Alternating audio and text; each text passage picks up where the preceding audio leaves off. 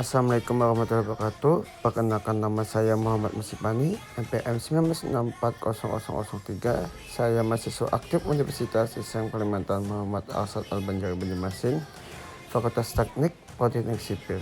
Di sini saya akan membuat video tentang pengelolaan lingkungan mata kuliah rekayasa lingkungan. Nah, kalau mau lebih tahu lagi, lihatlah video selanjutnya.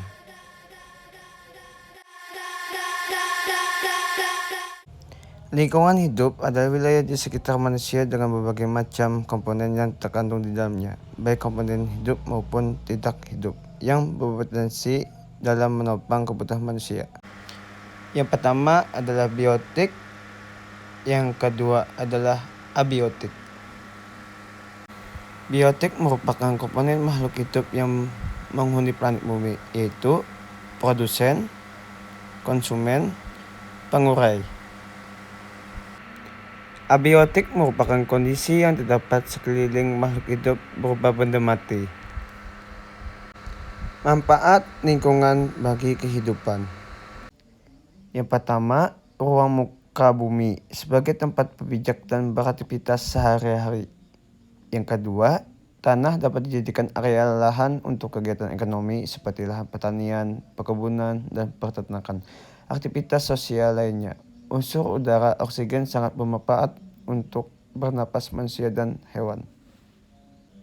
Yang ketiga, sumber daya alam yang terkandung dalam lingkungan hidup dapat dimanfaatkan untuk memenuhi kebutuhan hidup sehari-hari. Yang keempat, mikroorganisme atau jasad organik sangat berperan dalam proses penguraian sisa-sisa jasad hidup yang telah mati, sehingga tidak terjadi penumpukan bangkai makhluk hidup, tetapi hancur dan kembali menjadi unsur-unsur tanah.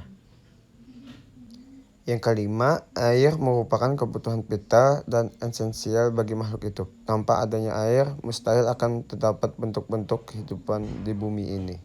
Kerusakan lingkungan, yaitu pertama pencemaran tanah, yang kedua pencemaran air, yang ketiga pencemaran udara, dan keempat kerusakan hutan.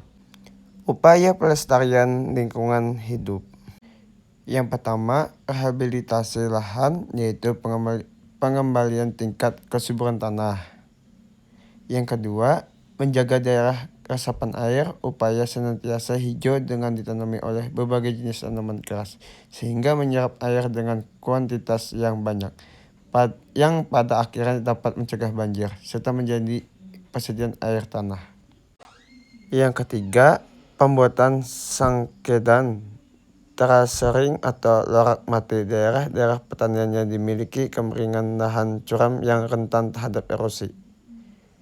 Yang keempat, rotasi tanaman secara tumpang sari maupun tumpang gilir agar unsur-unsur hara dan kandungan organik tanah tidak selamanya dikonsumsi oleh suatu jenis tanaman. Yang kelima, penanaman dan pemeliharaan hutan kota. Hal ini dimaksudkan supaya kota tidak terlalu panas dan terkena lebih indah. Mengingat pentingnya hutan di daerah perkotaan, hutan kota sering dinamakan paru kota. Yang keenam, pembangunan berkelanjutan. Upaya penggabungan potensi sumber daya alam dan sumber daya manusia.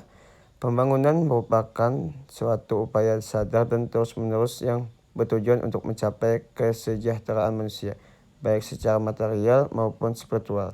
Kegiatan pembangunan merupakan kegiatan yang tidak dapat dihentikan guna meningkatkan kesejahteraan manusia.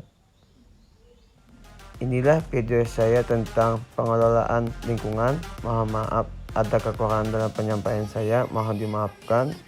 Semoga ini bermanfaat bagi Anda semua. Wassalamualaikum warahmatullahi wabarakatuh.